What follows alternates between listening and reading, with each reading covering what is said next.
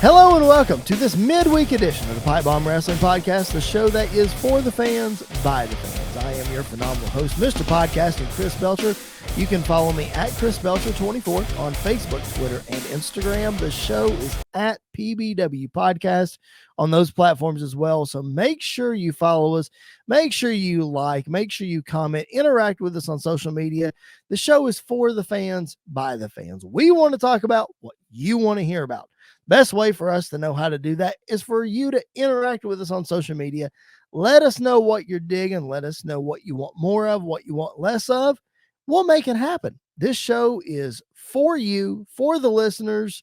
So we want to make sure that we are giving you the product that you want. Once again, my name is Chris Belcher. Thanks so much for hanging out with us today.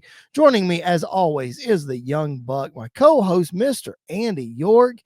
Andy, we are inching closer to WrestleMania. We are now a little over 2 weeks away from being in Dallas. I cannot wait. It's come up quick.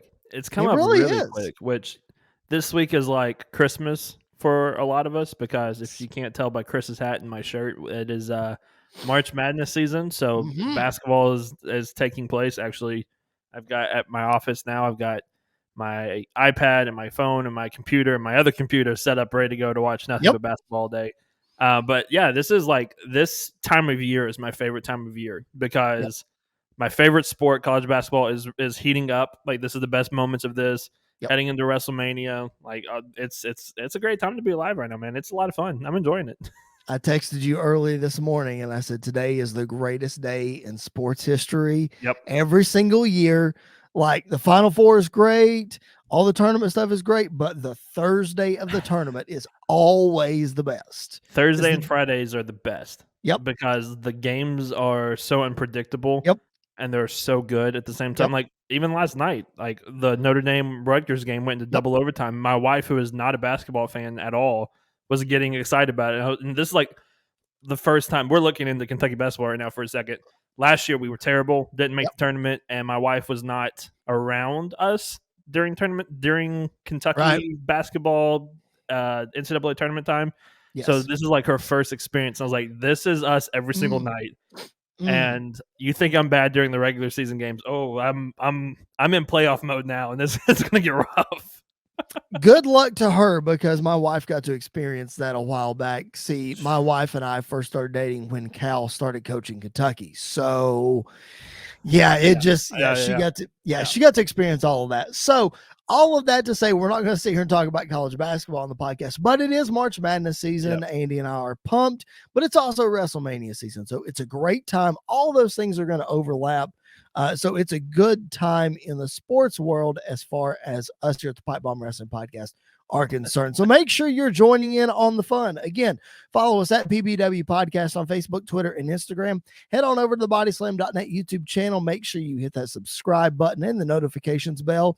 That way, not only you get notified when our show drops, but when all of the other shows in the Body Slam family drop shows, I know they would appreciate your support as well. As well as over there on Sports Wire Radio, Tom and the crew do a fantastic job of cranking out content 24/7.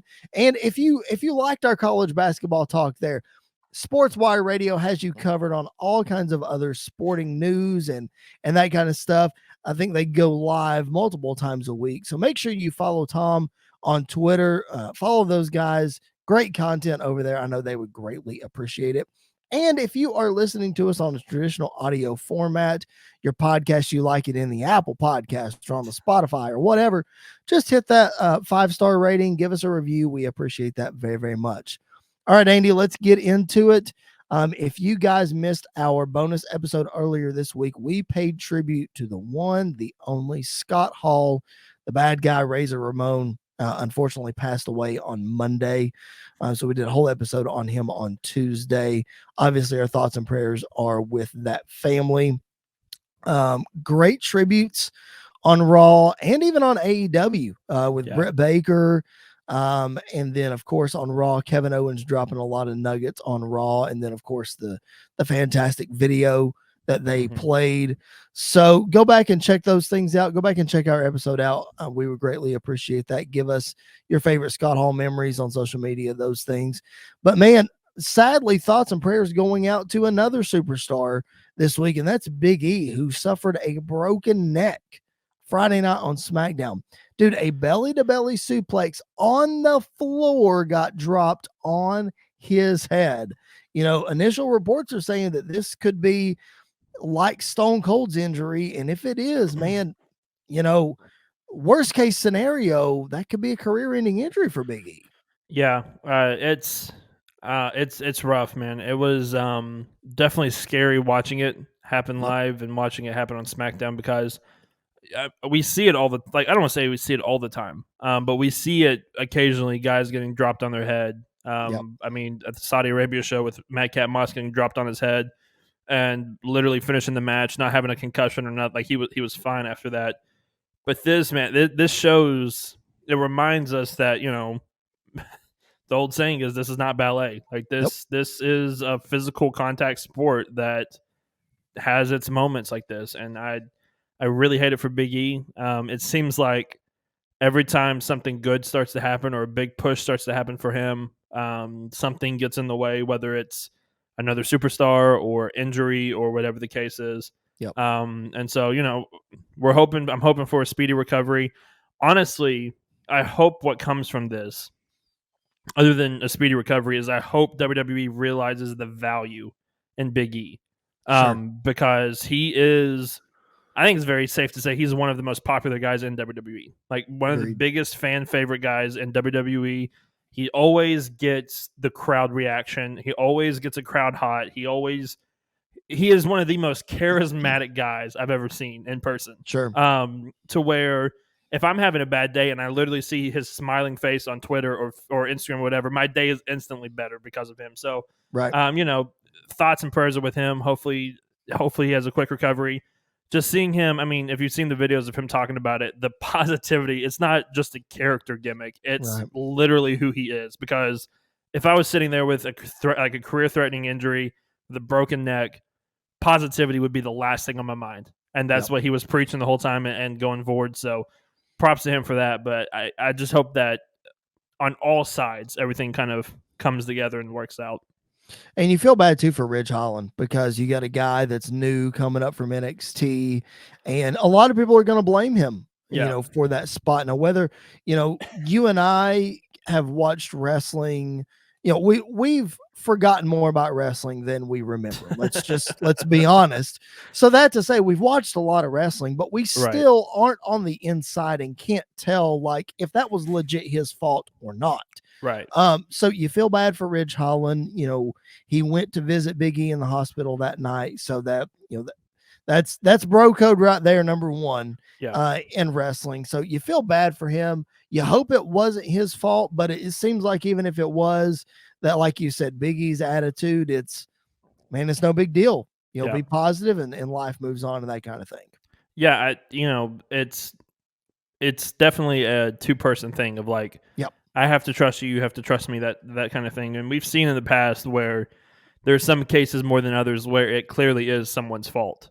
Looking at you, Bill Goldberg.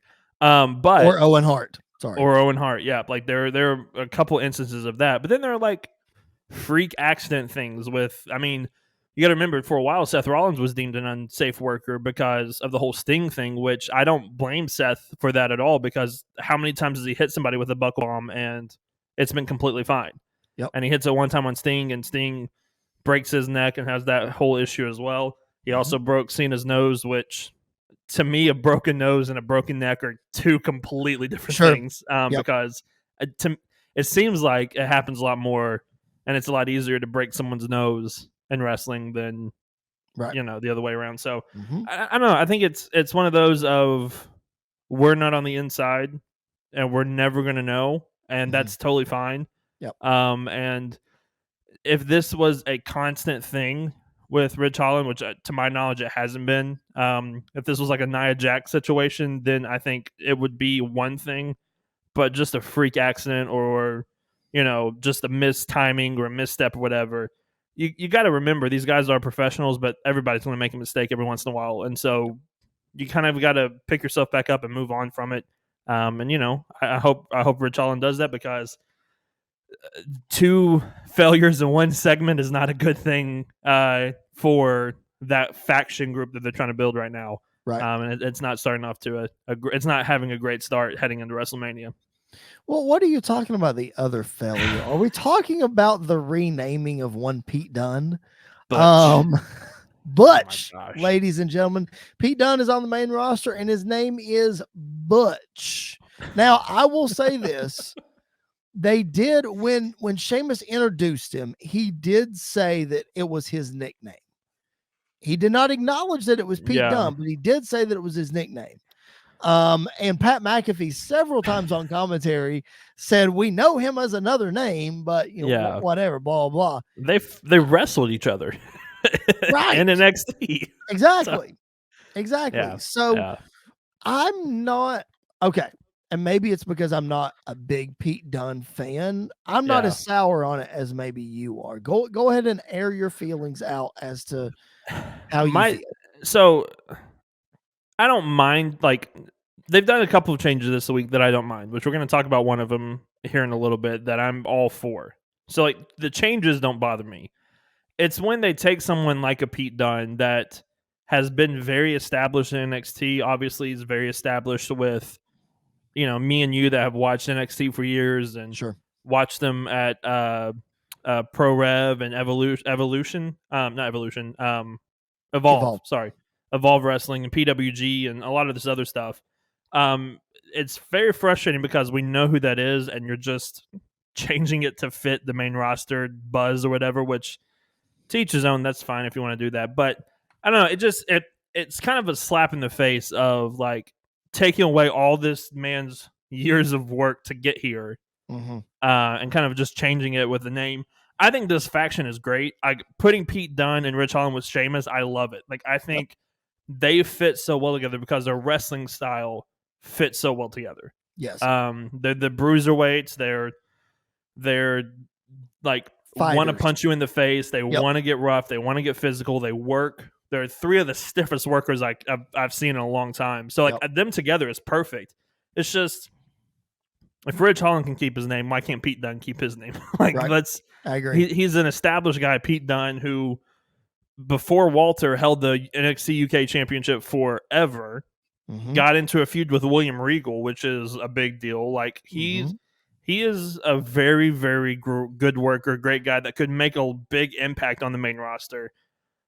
But I mean, I know it's just a name, but a name means everything. I mean, Shorty G, that definitely took down from Chad Gable, and so it just, I don't know. It seems like an unnecessary change that doesn't fit or is not needed.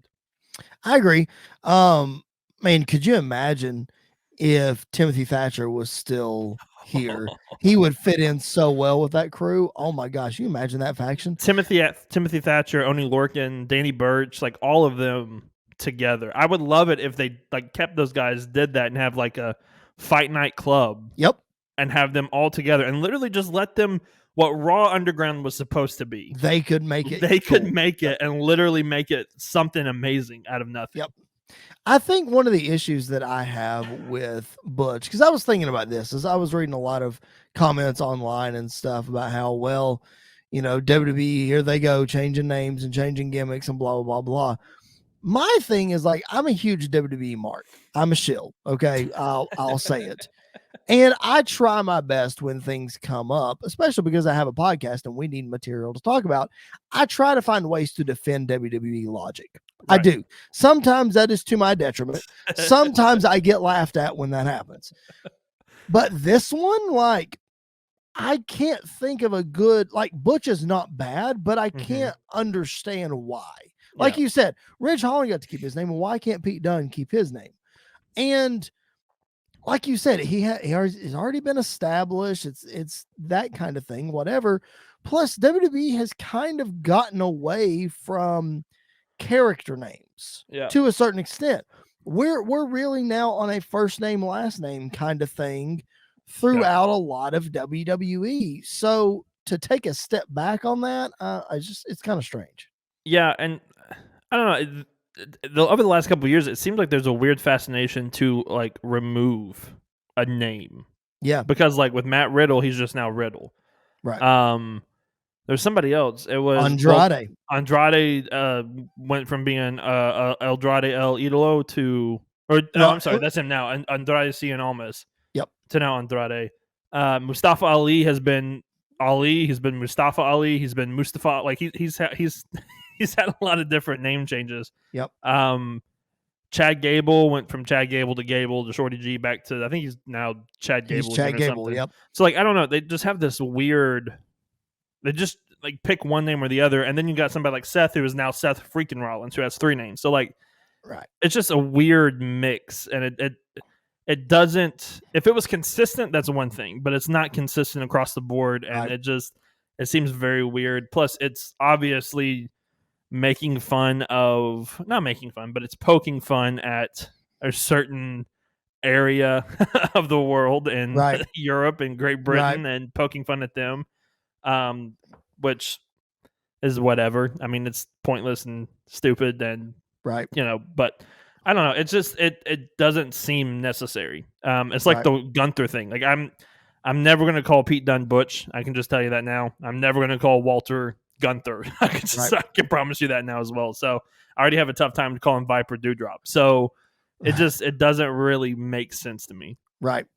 Yeah, it doesn't. It really doesn't. But and it is what it is. We tell you something else that doesn't make sense to me is Ronda Rousey being a babyface. I understand that Charlotte Flair was, and always will be a heel. I get that. Yeah.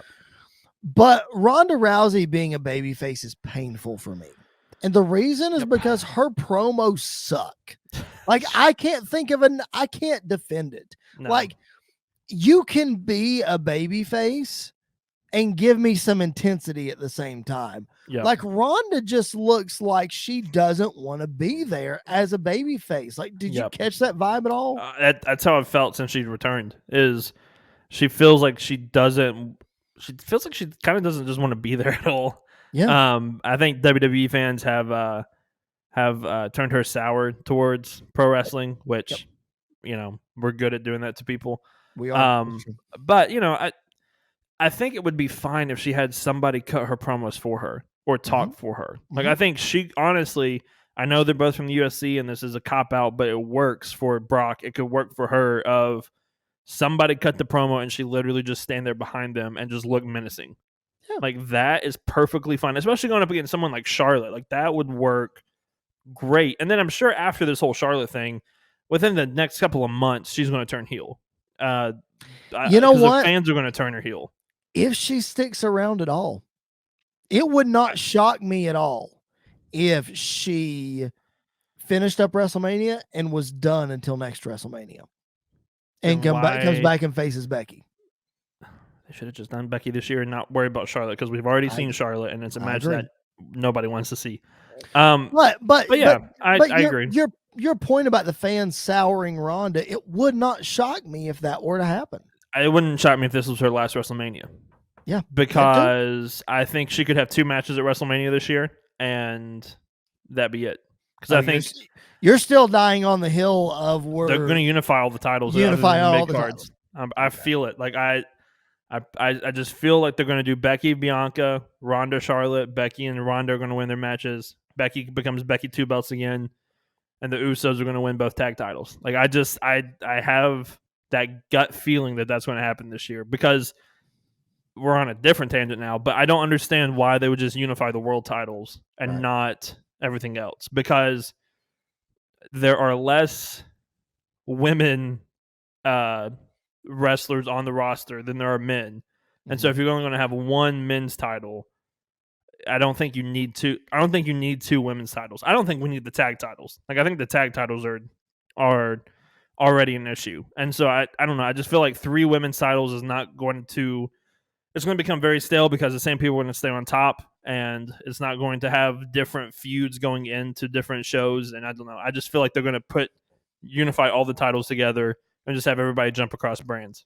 I kind of hope you're right. We'll see what happens. Another thing that I know that you and I are looking forward to from from the SmackDown side for WrestleMania is Pat McAfee getting back in the ring. Yep. Going up against Austin Theory. Man, what a segment on Friday with McAfee and Austin Theory showing up on SmackDown, which doesn't make sense as to why he interrupted when he did. I feel like that was bad placement. But then you've got Michael Cole getting involved in the way he did. Man, that was a really cool segment. Yeah, I loved that segment. Like, I really loved it. It made perfect sense. Not necessarily in the placement, but it made perfect sense of Austin Theory coming out, getting back in Pat's face, and Pat just having enough of it and just lashing out and attacking him and going after him. And I love Michael Cole during the entire segment of like, this Punk's not worth it. This guy's not worth it. Like, let's just calm down. Let's just go back. You're a professional. Like, wait till WrestleMania or whatever. Like, all of that. I don't know. I really come to appreciate Michael Cole a whole lot more recently. Yep. I feel like he works better in a 2-man booth than a 3-man booth. Mm-hmm. And I don't know. He may be scripted, not scripted, but he may be. Vince may still be telling him things to say, and he's saying them. But it feels like he's with Pat McAfee at least. It feels like he is more free to say what he wants to say and free to call things the way he wants to call them instead of the way Vince wants to call them. Well, and I think too that a 2-man booth allows Michael Cole to shine more personally instead of being the lead announcer and having to navigate traffic and all this other stuff. It allows him to insert some of himself into the commentary versus having to keep things on track. And McAfee brings that out of him too. That's what I was going to say is you have to have that to go along with McAfee. Like you can't be a boring like guy sitting next to Pat McAfee. I feel like it's impossible because his energy just kind of rubs off on everybody. Right. And so I feel like that's definitely a part of it. And yeah, you're right. Like we get to see a more personal side of Michael Cole, which is, nice. It's nice to see that side of him. I think a lot of it is where you burned on his heel run from a few years ago. That was, it made Raw hard to watch. It made WWE hard to watch. Right. And he's not that anymore. He is, I'm going to say it on podcast and I'm probably going to get some hate tweets for it, but that's fine. He is one of, if not the best WWE commentator of all time. Like he is up there, if I did a Mount Rushmore, it would be hard not to put him on that Mount Rushmore just because not just a longevity, but how he's been able to kind of have this success for such a long period of time and it still work and still be able to bring in new guys like a Pat McAfee, like a Tom Phillips, Corey Graves, guys like that. At Andy_PPWP for all you out there listening. Andy's already been blocked once today. He doesn't care to get blocked I don't again. Care. So keep blocking me. But no, I think a lot of fans, and we'll kind of wrap up and move on with this. I think a lot of fans are sour on Michael Cole because he's the guy that took JR's spot. Yep. And I think a lot of people just hold that against him for whatever reason and still do to this day. So because everybody holds JR in such high regards, which he is, but don't get me started on JR. It's hard to differentiate. It's hard to separate WWE JR and AEW JR right now. So that's true. Part of it. Yes, that is very true. One more thing that I want to hit from SmackDown, man, is the absolute hilarity that was the opening segment with Paul Heyman running away from Brock Lesnar. That was one of the funniest things I've seen on WWE television in a long time.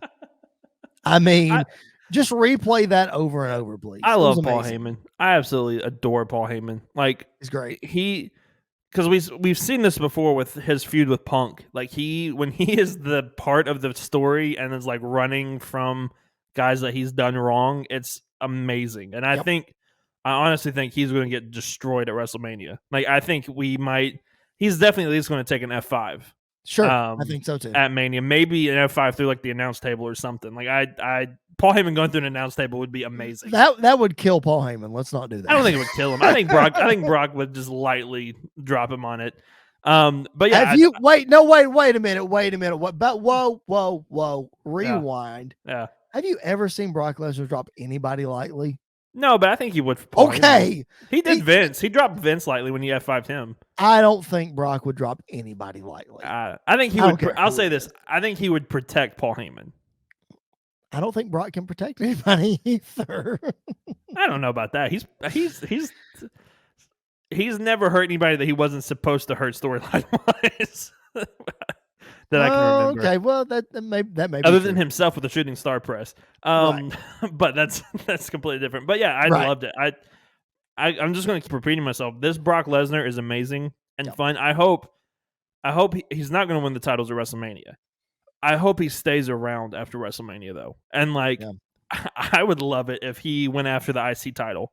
I would love it if he joined a tag team and went after the tag titles. Like I would love it if they kept Brock around for a while and let this babyface Brock really take off and just really explore the different depths that he can go with this character. But honestly, part of it and a lot of it is he's so good at playing off of Paul Heyman, and Paul Heyman's very good at playing off of him and going back and forth. And I loved it. I loved every second of watching Paul Heyman waddle off backstage and run from him. It was great. It was amazing.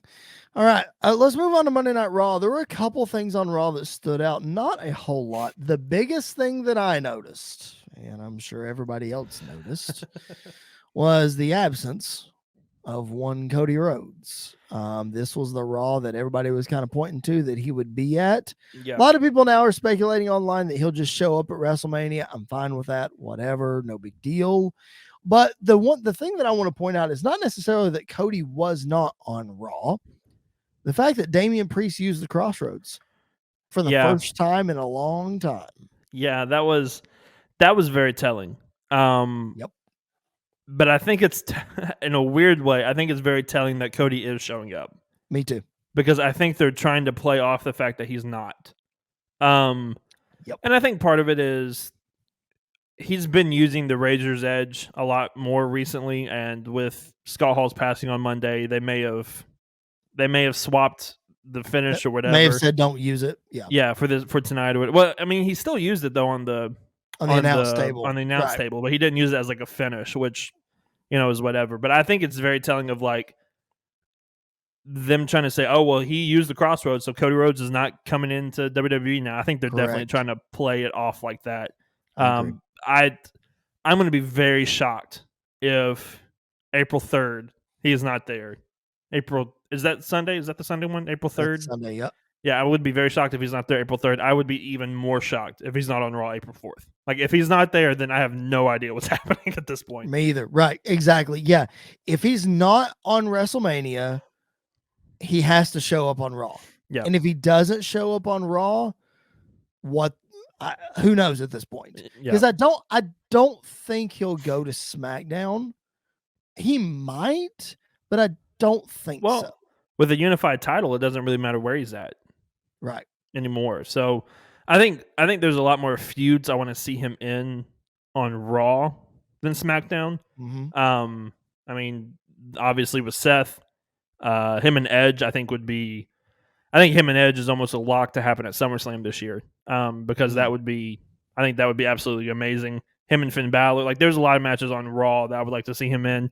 And then like obviously with Drew and with Roman on SmackDown, I think those would be great too. But yeah, I don't see him being on SmackDown. I think he definitely is going to be on Raw. And if he's not showing up at WrestleMania or at Raw or the Raw after Mania, then that first Ring of Honor show I think will be very interesting to watch.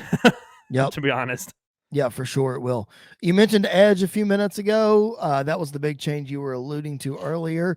And I will say this, as iconic as Edge is, and as iconic as that theme music is, I have not seen too many people online complaining about the music change for Edge.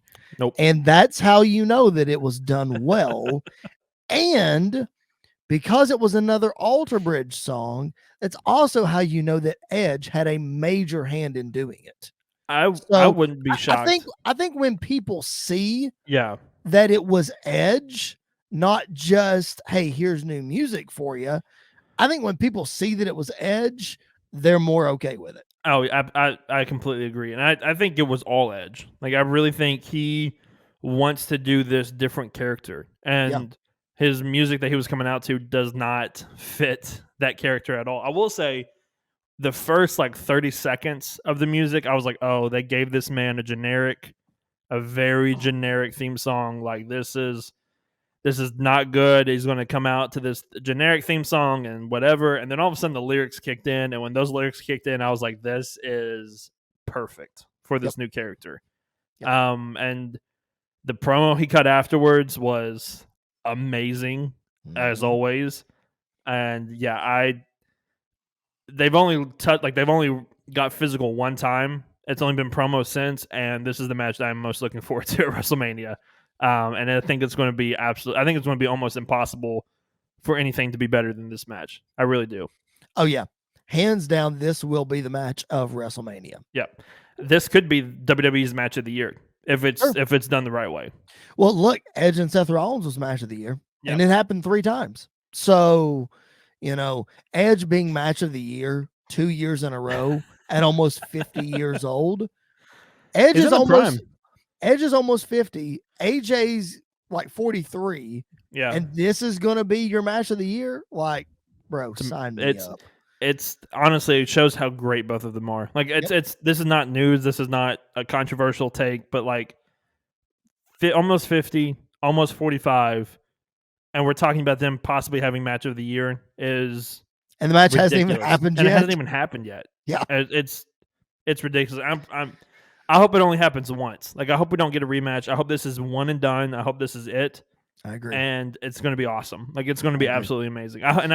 I hope that they give them like 45 minutes. Yep. To just let them go out there and do what they do best.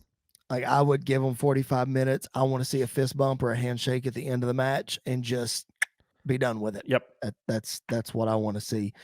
One other thing from Raw, and then we'll move on to AEW. Queen Charmel in the Hall of Fame. What the heck, man? Like, I wish our Hall of Fame episode that we released earlier this week, I believe is when we released that. I wish we would have waited now because this would have been a hot topic. Queen, what? Come on. I don't know. Man. I don't know. This obviously was during a time period when I was not watching, and I have not seen a whole lot of Queen Charmel. I know King Booker was amazing. Like that whole King Booker thing that he was going through. So I'm sure that's a big part as to why she's getting in. I didn't even know she wrestled. I thought she was just a manager. She wrestled? Did she wrestle? I don't know. Did she? I'm sure she. I think I thought somebody mentioned that she wrestled. God, I hope not. Good grief. I'm glad. As a manager, though, as a manager, I guess it's one thing because she managed King Booker, who was okay, great.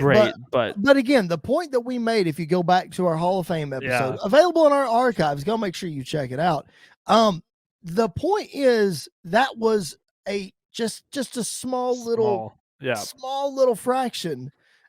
Okay, I'm just gonna take another manager who should be in the Hall of Fame but is not, and probably won't get in the Hall of Fame for circumstances beyond our control, obviously, is Miss Elizabeth. She's probably not going to get in the Hall of Fame just because of the way her life ended.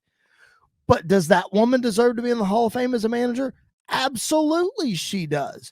And she had an extended run. Her run went from like 87 to 93, and then she had a career in WCW that was good, and Queen Charmel had a run in like, what year was that? Like 07, 08, something like that. And that was it. Yeah. I think maybe even like 05, 06, something like that. I don't remember. Probably had my timeline wrong. Was she always known as Queen Charmel, or was she just known as Charmel? Oh, okay. I think because I was going to say, like, if she was like Queen Charmel only during this time, that's one thing. But she was never an on-screen character until Booker became king. I'm pretty sure. I don't know. It's. We talked about it a little bit before we recorded. Like, nothing's going to take away from the Undertaker's Hall of Fame ever. Like, nothing's going to take away from it. It just doesn't feel as special now. Like, it should have just been him by himself or him and Vader, but it just does. Yeah, now it does not feel as special as it should.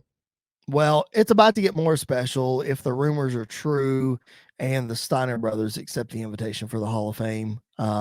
Then that's going to be awesome because they 100% deserve it. Yeah, and that'll make it really good. Only if it sets up a match between Scott Steiner and Braun Breaker. Well, Maybe. Because that is a match I would 100% sit down to watch. As would the rest of the world. All right. In case you are just now joining us, welcome to the PipeBomb Wrestling Podcast, a show that is for the fans, by the fans. Thanks for hanging out with us, whether this is your first time or you've been with us since the beginning. We appreciate it very much. If you're listening on the bodyslam.net YouTube channel, or watching rather, make sure you hit that subscribe button, hit the notifications bell. If you're listening to us on SportsWire Radio, give them some love on Twitter. Make sure you tune into their shows every day. And if you're listening to us on Apple Podcasts, Spotify, Anchor, Google Play, any of those things, review us, subscribe there, download the show each and every week. We appreciate it very, very much. It helps the show. It helps our visibility. And follow us on social media at PBW Podcast, Facebook, Twitter, and Instagram. Get the word out there. If you like what you're hearing or watching, tell a friend. Let them know that this show is for the fans, by the fans. We would appreciate their support as well. My name is Chris Belcher. Joining me, as always, is Mr. Andy York, and we are talking all things in the current world of professional wrestling. And when we talk in the current world, I know it's WrestleMania season, and I know we talked about WWE, but we have to flip the page and we have to talk about AEW. A tremendous steel cage match main evented Dynamite last night, and we saw a brand new AEW Women's World Champion Thunder Rosa finally dethroning Britt Baker. Andy, we called this a long time ago, but they didn't make it any less special. What a great match. And Thunder Rosa, man, new women's champion. Yeah, it's a long time coming. It really is. Like she deserves to be women's champion, and I love this has been a long story telling between Britt Baker and Thunder Rosa, which I really, really appreciate and really, really enjoy.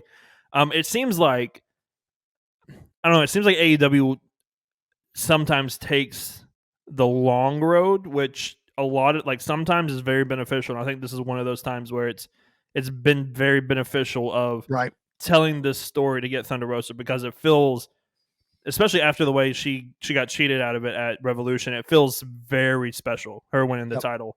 Obviously, there have been a couple times where we've been waiting and waiting and waiting for AEW to finally pull the trigger, and then they pull it, and then it hasn't always worked out to the best. But with this one, I think it was smart to wait. Hometown steel cage match.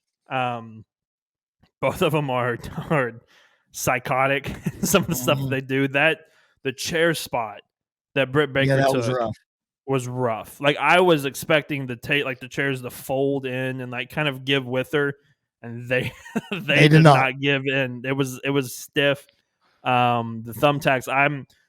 I'm probably sadistic, and that's fine. I am what I am. I love thumbtacks in wrestling. Like, thumbtacks in a wrestling match are amazing. Credit to Aubrey Edwards, who like got into the thumbtacks too to do the pin and the count and everything. Like, props to her for that. But it was an amazing match. I loved it. The best match that they could have had, I think, was this one, and I think it was perfect. Hold that thought about booking, because I've got another point to tie that in somewhere else in the card. A couple of interesting things that I found in this match. Number one, I hate that Britt Baker, let me try that again. I hate that Britt Baker did not get a run with the new belt.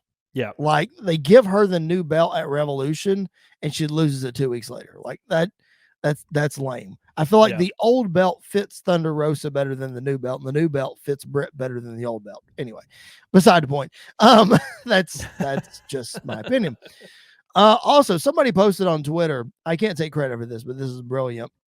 It said that Britt Baker has to fly home and go work in a dental office and fix people's teeth like nothing happened the night before. Like, she wasn't in this brutal cage match bleeding all over the place. She now has to go work in the dentist office today. Oh, like, my gosh. How funny is that? Probably with stitches in her forehead. Like, and imagine being a wrestling fan and her being your dentist and be like, that was awesome. Like, how are you here right now? I don't understand how you're here. Or imagine not being a wrestling fan, walking in and your dentist has stitches in her forehead. Like, what happened to you? I went through some thumbtacks. What? Right? Wait, what? Exactly. Yeah. Speaking of thumbtacks, I know you're sadistic, and I'm not going to critique you for being sadistic. That's fine. But my critique in the match is this, and it's the same critique that I had in the tag team lights out match that had Ty Conti and Anna Jay, Penelope Ford, and the Bunny. I feel like the women in AEW, when they get the opportunity to bleed, they bleed for the sake of bleeding. Like, I know that the cage match last night called for it. Mm-hmm. I get that. I'm not saying that it did not. But it was like within 3 minutes of the match starting, Britt Baker was bleeding. Yeah. And then less than 2 minutes after that, Thunder Rosa is already bleeding. Like, we're 5 minutes into the match and you're already gushing. Like, build up to that. You know what I mean? I feel like agree. And in the tag match, it wasn't even a minute into the match, and somebody, I think it was Bunny, was busted wide open a minute into the match. Yeah. Like, build to that, make it part of the story rather than, oh, let's bleed for the sake of bleeding. Yeah, I get that, and I agree. And it seems like there's been a lot more blood here recently in AEW than before. And most, like, I will say, most of the matches have called for it. Like, it's hard to do a Texas Death match without blood. It's hard to do the dog collar match without blood. Yep. The steel cage match, not just the match itself, but I think that story has been evolving into this, what it was. Yeah. But yeah, I agree. I think sometimes, I think it's an independent wrestling thinking that a lot of people, a lot of AEW stars still have, which it got them to where they're at. So, credit to them for that. But you have to do something that people will remember. Yep. And who forgets blood? Like, who forgets seeing somebody busted wide open and bleeding? And I think the tag match should have had blood in it. Mm-hmm. But you build to it. You don't do like 2 seconds in, start bleeding again. Like, the Punk one at Revolution makes sense why he was bleeding so quickly, is because he was busted open Wednesday night, so that wound is still fresh. As soon as he gets hit again, obviously that thing's going to get opened up again. That makes sense. Part of the story. Yes, and then it took a while to get MJF to bleed. Like, it took like 20 minutes into the match for MJF to start bleeding. Mm-hmm. This one with the main event last night, I think it's just a blood feud that, like, sure it is. To me, their bleeding that early was fine, because Thunder Rosa was trying to kill Britt Baker storyline wise last night, which that made sense. But yeah, I agree. I think there's too much of it sometimes. I think not necessarily too much, but I think it happens too quickly sometimes. I think you got to build to it and tell a story. My wife would say there's too much blood in AEW because she was freaking out last night watching that. But listen, I think it's part of it. Like I said, you're preaching to the choir here, because Absolutely. I'm a fan of blood when it's needed and when it's deserved. And a lot of, like, Stone Cold Steve Austin and Bret the Hitman Hart at WrestleMania 13, that match would not be nearly what it was without that image of Steve Austin and that blood bleeding, just gushing. So I get it, and I'm all for it. But let's not bleed for the sake of bleeding. Like, let's build to it. And that kind of thing. I think Britt and Thunder Rosa should have bled last night, and they did. But, like, make me anticipate it. Make me want it. Also, I am a huge proponent of anytime you're inside Hell in a Cell or a steel cage that you need to bleed. Like, anytime you're in it, there needs to be some blood. It just needs to make sense and build to, and that kind of thing. Yep. If you want to make the structure feel menacing, Elimination Chamber is the same way, in my opinion. Of as soon as you get thrown into the steel, you should start bleeding. Like, that logically, that makes sense to me. Sure. And, like, obviously, we're talking about, like, blading. We're not talking about, like, accidentally get busted open and start bleeding, because that happens from time to time. Yes, it does. But, I think AEW does too much of it, and I think WWE doesn't do enough of it. Agreed. I think there's a mix between the two that, it's an alternative. Both of them are alternatives to each other. If you like a lot of blood and you like a lot more violence matches, which I tend to lean that way, that's one thing. But I agree. I think if you want to do it and the story calls for it, you got to build to it, and not just, like, 2 seconds in, walk out there blading yourself and blood just kind of pouring everywhere. Right. For those of you who are hanging with us and know that we have gone long on our last couple episodes, buckle your seatbelt because we still got 3 more points that we got to hit before we can be done here. So, we told you when WrestleMania season started that these episodes were going to get longer. We can't help it. There's a lot of stuff to cover. To your point about booking earlier, you were talking about the kind of start and stop with Thunder Rosa and that kind of thing. AEW just does that, and it drives me insane. And I get sometimes that the story kind of calls for it, but AEW, I feel like they do it across the board, and it drives me insane. And I think an example of that happened last night on Dynamite as well, and that's Wardlow. I am furious with how that match ended last night. And I know that's what they want me to be. I get that. Great. You want me to be mad at MJF? Cool. You sold me. Fine. But I am furious because this was the perfect storm for Wardlow. Let's get him the belt while he's hot. Let's strap the rocket to him and let's go.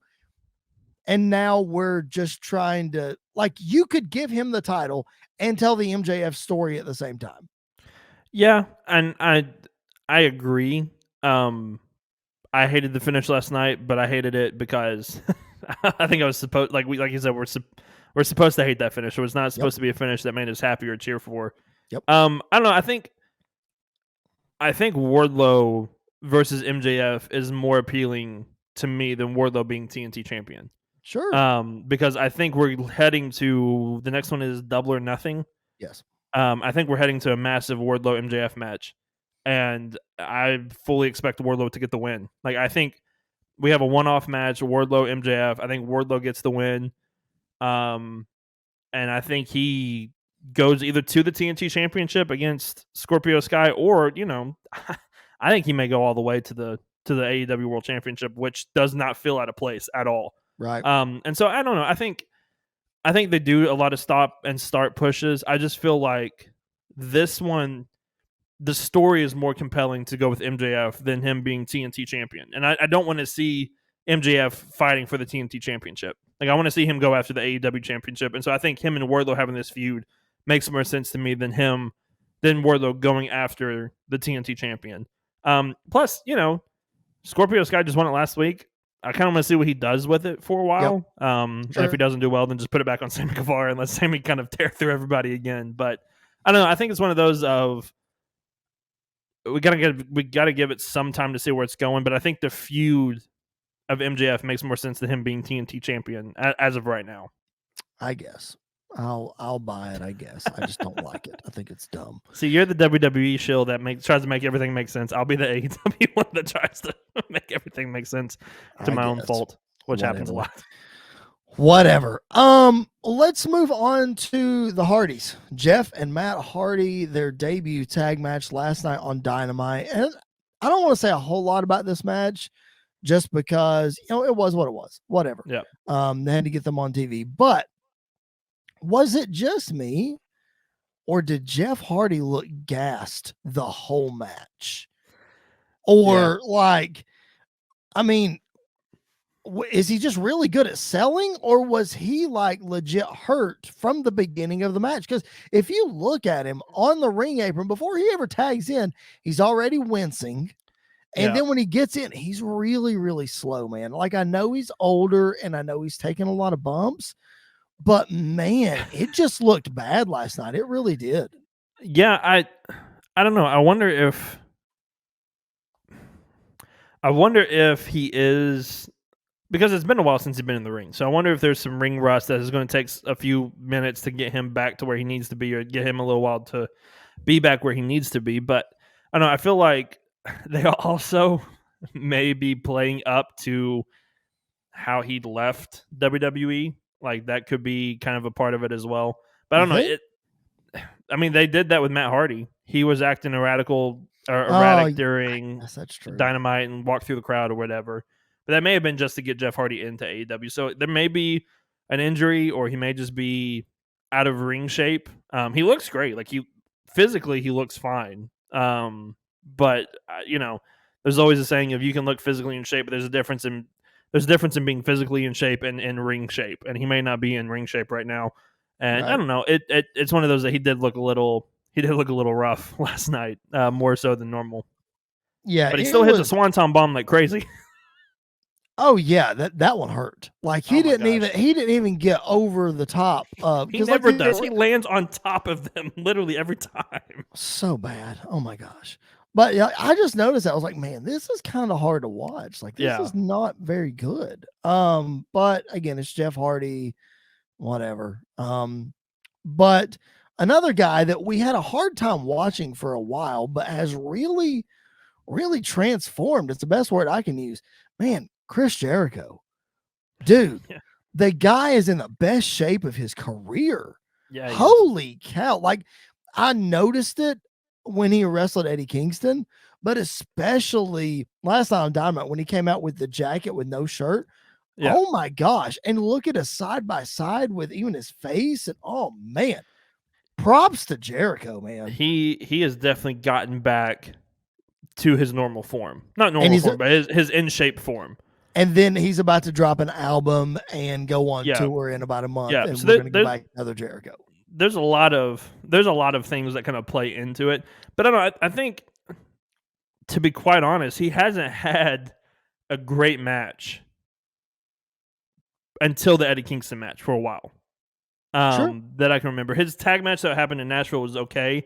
I think that was more because of Santana and Ortiz than Jericho. And obviously, how old is he now? He's 54, something like that. Yeah. So like he's not young. He's not a spry chicken anymore. So he's not going to be what he once was. Sure. But when you're in shape, and I'm saying this as not an in shape guy as well, but when I was in shape, it was a lot easier to do It was easier to do things a lot better, and I think that we're starting to see that now. So I'm excited for this run that he's going on. I am not sold on the Jericho Appreciation Society yet. No, me either. I think it's going to take some time, but I mean, I wasn't sold in the Inner Circle at first either, and then it took a little while, but then they definitely, took off and came into their own thing and was something really exciting. So, we'll see what it is. It's Jericho. Jericho, for his good stuff and his bad stuff, Jericho tries stuff. And when it works, he keeps up with it. When it doesn't, he very quickly is like, all right, let's try something different. So we'll see what happens. Well, you brought it up. I wasn't going to go down this rabbit hole, but you brought it up. So let's go. I was texting with friend of the show, Jason Backowitz, co-creator of the show, mind you, last night about the Jericho Appreciation Society. And he's like, dude, I love this. And I'm like, here's why I don't love it. I'm willing to give it a chance. Yeah. But as we said a couple of weeks ago, this feels like Inner Circle 2.0, no pun intended. Not 2.0 anymore, so it's fine. Well, technically that's true. But yeah. But this feels like what can they do to set themselves apart from the Inner Circle? Right. And the other thing that I don't like about it is who the heck cares about Daniel Garcia in 2.0 if Jericho's not standing there? And hear me out. I get that a lot of hardcore fans will, and whatever, and the guys they're decent performers in the ring. Okay, that's fine. The point I'm trying to make is with the Inner Circle, I think the reason that it worked is because Santana and Ortiz are legit menacing guys. Yeah. Like they legit have the reputation that they could jump you and beat you up and you would be scared, that kind of thing. Yep. Plus they were already established. They're a very popular team around the world in a lot of organizations. Then you got Jake Hager, who is an MMA fighter now and is menacing and is a big guy.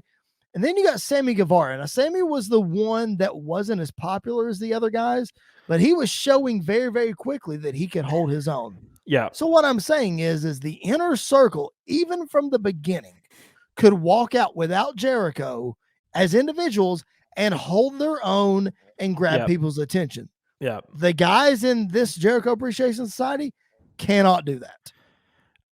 I would agree about 2.0. I think Daniel Garcia can, because I think it's hard when Bryan Danielson or Daniel Bryan leaves WWE and one of the first names out of his mouth that he wants to wrestle is Daniel Garcia. that kind of shows that Okay. you've got something at least that Daniel Bryan can see. And if I trust Daniel Bryan's opinion on wrestling more than I trust my own of who's good and who's not. So I think Daniel Garcia could be the Sammy Guevara of this inner circle iteration or whatever. I think he will be this. I think in the next 6 months or so, he will be the standout guy from this group. 2.0 is one that I wasn't sold on him in NXT. I'm not sold on him in AEW. They're fine. Right.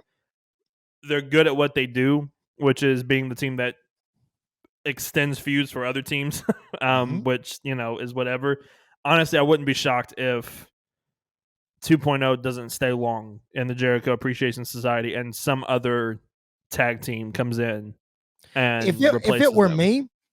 me, and I know this is a rabbit trail that we may or may not go down. If it were me and I were picking a tag team for the Jericho Appreciation Society, it would be Fish and O'Reilly. That would be my team. Yeah. I know their thing with Adam Cole, and I know they got history, but imagine the shock value of those guys joining up with Jericho. Yeah. To me, that would be the way to go. And again, I go back to the inner circle was very popular for beating guys up. Yeah. Just jumping guys, mugging guys, whatever.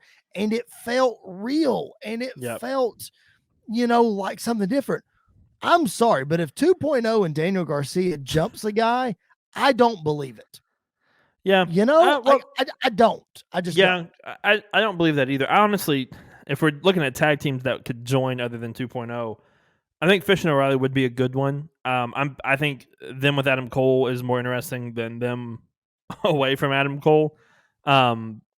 Honestly, this is a random one, and these are two guys that are not necessarily in AEW, but if you wanted to bring them in, that would be great. Cesaro and Cassius Ohno.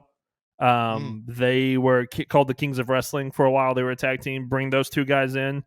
And if you want to just establish them, obviously I would love to see Cesaro be a top guy, but if you're going to bring him in and let them kind of do that thing, that would be really cool.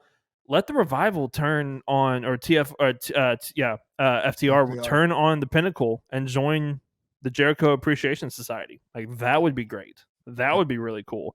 So I think there's always a group that could kind of mix match. I mean, but there's always the weird. It seems like in AEW, there's always the weird tag team that's in a group that shouldn't be in a group.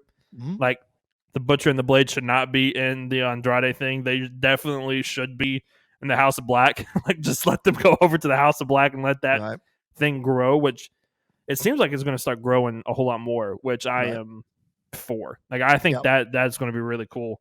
And it seems like we're starting to build factions back up in AEW. Not as many. I don't think there's not nearly as many as there once was, but it seems like we're starting to get a little bit more. But I don't know. I'm going to give it time. Like I try to do with everything, even WWE stuff. I try to give it time because when you think negative on something, it's hard to think positive about it later on. But if it gets us more Jericho time on TV and let him be a heel, then that's fine. Like, I love heel Jericho in AEW. And I love the fact that they were calling themselves superstars. Like, that's a great way to be a heel in AEW, especially for a guy like Jericho. I'm getting there. You segued perfectly into a point that you had no idea I was about to make. I'm going to get to FTR in a minute because we got a point about them too. But talking about themselves being superstars and sports entertainers. Yes, perfect way to be a heel in AEW.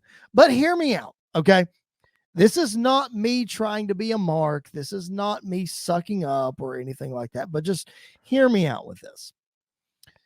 Matt Cardona defeated Nick Gage for the GCW championship in his one and only death match. Correct. Less than a week later, Nick Gage was on AEW television and Chris Jericho won his first and only death match. Correct. Matt Cardona establishes himself as the heel sports entertainer on the indies and all of these other places. Right. Now, Chris Jericho has established himself as the heel sports entertainer in AEW. Yeah. Do we see a pattern here that Jericho is taking some inspiration from a Matt Cardona? Yes and no. Yes, I think he please definitely. defend your no, because I I can't will. see it. I will. I think yes, he is following the footsteps that Matt Cardona is going in, but no, in the fact that I think anybody. I think you could take Jericho out. I think you could put Matt Cardona out, and any former WWE guy. Like if Cody Rhodes did this a couple years ago, I think it would have worked. Mm-hmm.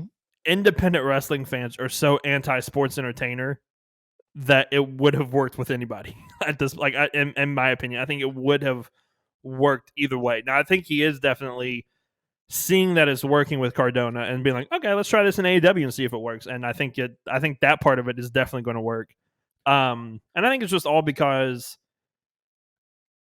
WWE fans versus AEW fans have this rivalry. Not all of them. Like, I don't see it as a rivalry because I watch WWE, I watch AEW, but your hardcore WWE fans hate AEW because it's AEW. Your AEW hardcore fans hate WWE because it's WWE. Go back and listen to our big rant we did a couple episodes ago about this. If you want to know what we're talking about. Yeah, so like I think it's a great way to play into it. Like it would be weird for somebody like a Seth Rollins to go on to WWE and be a heel because he wants to be called a wrestler. Like that. Right. That won't make sense. Like that doesn't make sense. But for somebody that came from WWE to be like, I'm a sports entertainer, not a pro wrestler, because sports entertainment is better than pro wrestling, that's your instant heat. That's your instant heel work. And I don't care if everybody starts doing it. If it starts to work and it's working like it is, then great. let it work. Well, I think to your point that it could work with WWE guys, but it doesn't work as well. Yeah. If it's not Chris Jericho. Like for him, because we talk about these legends who come in and they can't be heels. Like Jericho's a heel, but everybody sang along to Judas last night. Shawn Michaels tried to be a heel for a hot minute in his second run. It didn't work. Right. Triple H tried to be a heel, didn't really work. I don't think the Undertaker tried to be a heel, but you get what I mean. Like these guys in the latter part of their careers cannot be heels. Right. Edge right now. Yeah. People booed him on Raw the other night, but the majority of the people still cheered him because it's Edge. Okay, right. Cool. So with Jericho, he had to find a way to make people actually boo him for the sake of actually booing him. And this was his way of doing it. So, do I think a WWE guy could pull it off? Yes. Do I think it has to be the right WWE guy? Absolutely. Because it's got to be Jericho because of his career outside of wrestling. It makes the most sense. Yeah, and I agree with that. I think that makes the most sense of the right guy has to be the one to come out and say these things and to do those things. I will say though, that's one thing I do love about like an Adam Cole is he's always been a heel, but he's always been like a heel that everybody loved, right? To cheer, like in Nashville, everybody was doing the boom and Adam Cole baby and all of that stuff. But what makes him so good, and Jericho is so good about this as well, everyone sings Judas when they come in, and everybody sings the songs when all these heels come in. But their promo work and what they do in the ring all of a sudden start to get booed. So like the one I remember the most was Adam Cole versus Johnny Gargano for the NXT Championship. When I think Johnny won his first one. Was it his first NXT? In New York, first and only. Yep. First 5 minutes of the match, everyone is booing Johnny. Yep. Booing Johnny. Entrances was insane. Booing Johnny, cheering Adam Cole. 20 minutes in, and Adam Cole had helped. Johnny Gargano had done it too, but Adam Cole had played his part well also of turning the crowd towards the babyface. To where when he won, Johnny got a big pop when he won. Like that, from going from boos to a pop. I think of Seth Rollins. Seth Rollins going into SummerSlam against Brock was getting booed out the building. 5 minutes into the match, everybody's cheering Seth on. And so I think it's the right person has to be doing the right thing. And I think Jericho is absolutely doing that right now. I think Jericho is doing some of his best work right now than he's ever done, which I feel like we say that every 6 months about Jericho. But it goes to show that he knows he might have the greatest wrestling mind of all time, knowing how to adapt with different crowds and with different areas. Yep. Yep. And now he has the freedom to be able to do that Absolutely. in AEW. You mentioned FTR a few minutes ago, and I got one more point before we get ready to wrap this thing up. I was scrolling through Twitter, and I don't remember the date. Maybe it was Monday or Tuesday. Scrolling through Twitter, and Dax Harwood of FTR is doing a Q&A with fans. And somebody asked him if he was satisfied with their AEW booking so far. And he said no, not at all. And then somebody else asked him if he would ever consider going back to WWE. And you know how vocal FTR was when they left. He said if the money and the situation was right, yes, we would go back. Yeah. Whoa. Like, what's your initial reaction to that? Because I know with me reading it, I was like, whoa. Yeah. I think I don't know. I think it's really interesting because especially with the whole Cody situation, because Cody was the same way when he left WWE. He was like anti WWE, he's never going back, blah blah blah, whatever. Money talks. Like if and credit to FTR, like they have put in the work in AEW and on the independent scene to where if WWE came calling again, it's going to cost WWE a whole lot more to bring them in this time than before. Which I think we talked about this last week as well. So like, I don't know. It doesn't shock me. It doesn't surprise me. I agree. FTR's run has not been what I had hoped it had been. For the first couple months, it was great. Like it was. You had the feud with the Young Bucks. They won the tag titles. Like them joining the Pinnacle was perfect. Like that's a perfect place for them to be in. And I don't know. It just feels like they have fallen by the wayside, which I still think. I still think FTR is one of the greatest tag teams of this generation, if not the best tag team in the world today. Like they're top 5 easily. And you know, it's a weird situation, and I don't understand exactly what has happened to them. Now, we have seen from WWE, and even a couple weeks ago with Dax talking about Shawn Michaels and everything else, they're not the easiest guys to please at times, it seems like. And they definitely have a reputation about them, which some for the better or for worse, it makes money and they get their business done. So they do what's best for them. So I don't know. It's an interesting situation that I wouldn't be shocked if they went back to WWE. I also would not be shocked if this was Dax trolling us a little bit too, because wrestlers love to troll fans very easily. And Dax is one of those guys that just he likes to mess with people. He'll say anything for a reaction. Yeah, absolutely, he will.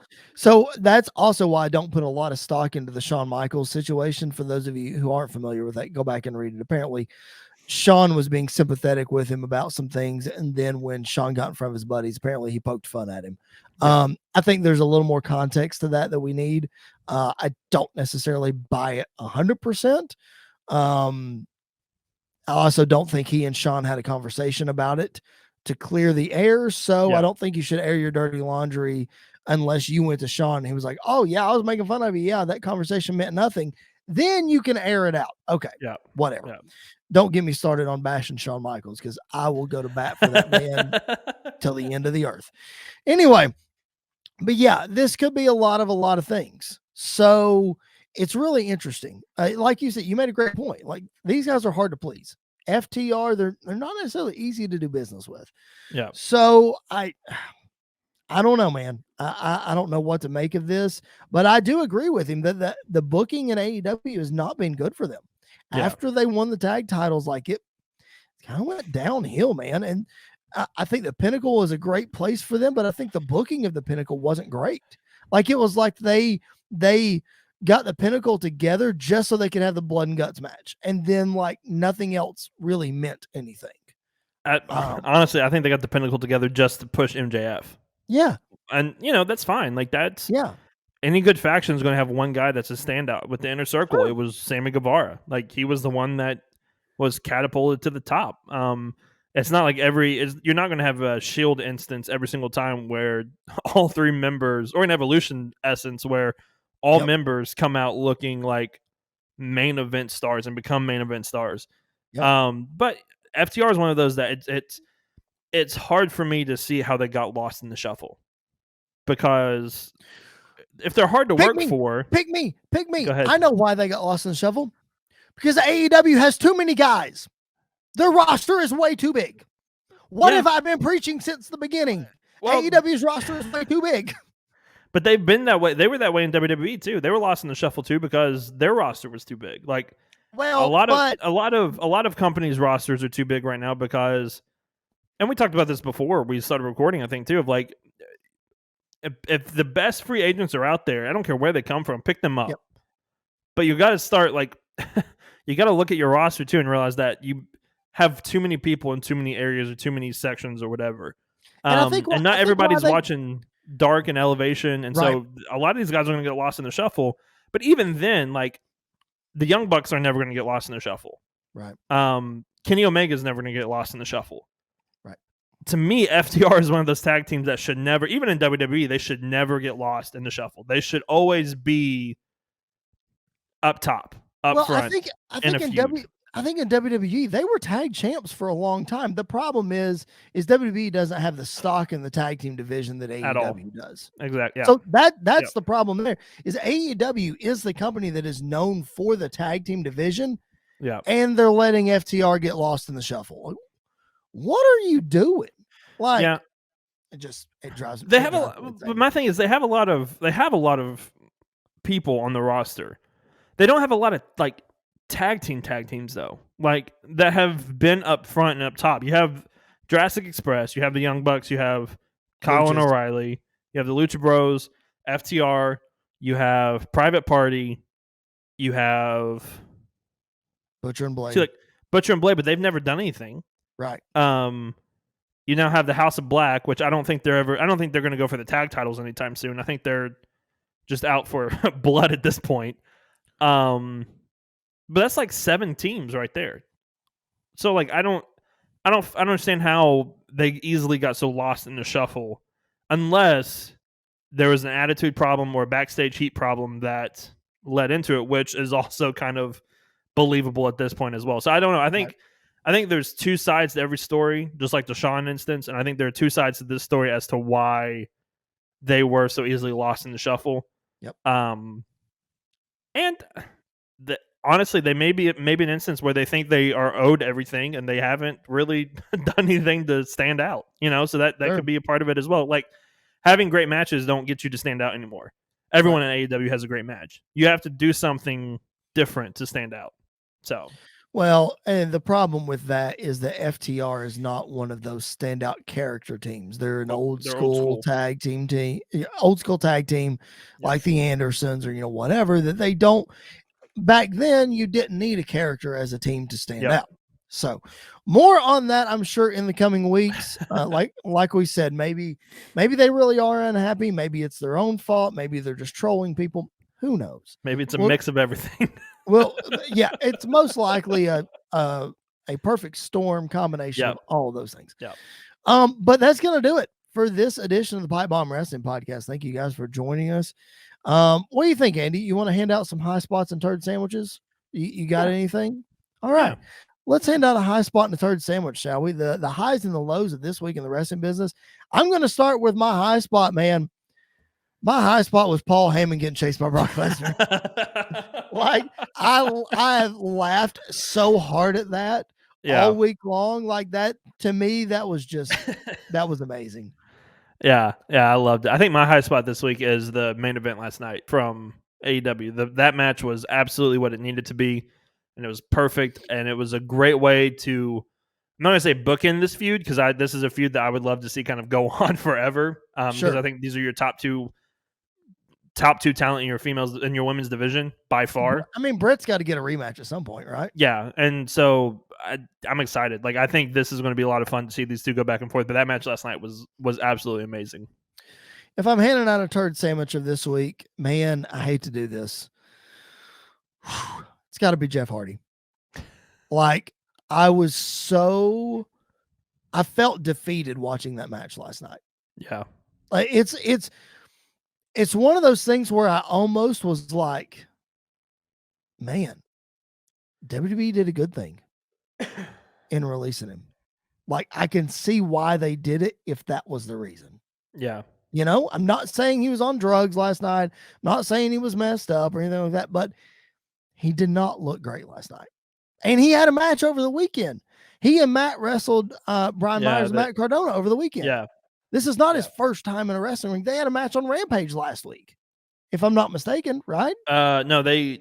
They just did a run-in. Darby Allin had a match, I think, and they ran out to make the save. That's or something. Right. That's right. Jeff was in gear, so that's why I was like weird about it. Okay, so but like to the point, like I don't know, that was for some reason hard to watch last night. Yeah, it's not the same Jeff Hardy that we're used to seeing, and it may take some time. It may take some time to get back to that form. Not even like last year or 2 years ago. Like, not even like 6 months ago, like 7 months ago, however long it was. Like he looked a little out of it, or not out of it. Out of it's not the right word, but he looked a little out of place in the match. Lost. I think is a great way. Yeah, lost. I think is a good way to put that. Yeah. My turd sandwich is not a controversial one at all. I don't think. It's the Ronda Rousey promo. My gosh, it was hard to listen to. I think I actually like tuned it out and was just ignored it because I don't care about this feud. I don't really want to see this match at all. To be quite honest, I'm not excited about seeing Ronda Rousey at WrestleMania. I don't know. It doesn't work. The feud doesn't work. It worked really well when Ronda was really hot and was kind of a tweener. Yep. And Charlotte was full heel. That worked really well. This way, it does not work at all. She's lucky, honestly, that she's not in a feud with Becky because I think Becky would be making her look so bad right now, much more than Charlotte is. So I don't know. I just feel like it's a missed opportunity to have that match, but also I don't really care anymore about Ronda Rousey. The only thing is, like, if people don't want to see Charlotte, you know, and they certainly don't want to see Ronda Rousey, so putting them together is not a good idea. The only saving grace is going to be, I think they're actually going to put on a good match. Like, I think the match itself, when we get there, will save the whole thing. Yeah. Because I think back to their Survivor Series match, and that was great. Yeah. It was probably Ronda's best match that she had. You know, bell to bell, as far as wrestling goes, probably the best match she had. So I think they can replicate that. I think they can, you know, make fans be invested at least. Yeah. But I'm like you, man. I just, it's bad. Yeah, I don't, nothing against Ronda. Like, she shocked us a couple years ago at WrestleMania at how good she was. Yep. And you know, she's good in the ring. She's good enough to hold her own in the ring. I hope they make this match like a no DQ, or like this would be the match that I hope they put some stipulation on, but I still am not that excited to see it. Me either, but we are excited to be in Dallas for WrestleMania weekend. Lots of good stuff going on. Make sure you subscribe and follow us on social media at PBW Podcast to make sure you're keeping up with us. Andy is at Andy_PBWP. I am at Chris Belcher 24. We are going to be on the ground in Dallas/Arlington, Texas for WrestleMania weekend. It's going to be a blast. So make sure you keep it right here. There's going to be plenty of extra content coming your way. Last week, we dropped you an episode about who we thought should be in or out of the Hall of Fame. This coming Monday, you're going to get an episode all about the WrestleMania streak of The Undertaker. Congratulations to The Undertaker for taking his rightful place in the Hall of Fame this year. That episode is coming up this Monday. And then the next Monday is WrestleMania week. Episodes every single day. We're going to do watch-alongs. We're going to fantasy book WrestleMania. We're going to talk about mine and Jared's experiences at WrestleMania so far. Like, we're going to do all of those things. It's going to be great. Counting down some of the best moments and matches in Mania history. All that is coming your way the week of WrestleMania. So make sure you keep it tuned in right here. Subscribe, follow, all the things. We appreciate it very much. All right, that's going to do it for Mr. Andy York. My name is Chris Belcher. Thanks so much for hanging out with us on a Thursday here on the PipeBomb Wrestling Podcast. We will catch you guys down the road.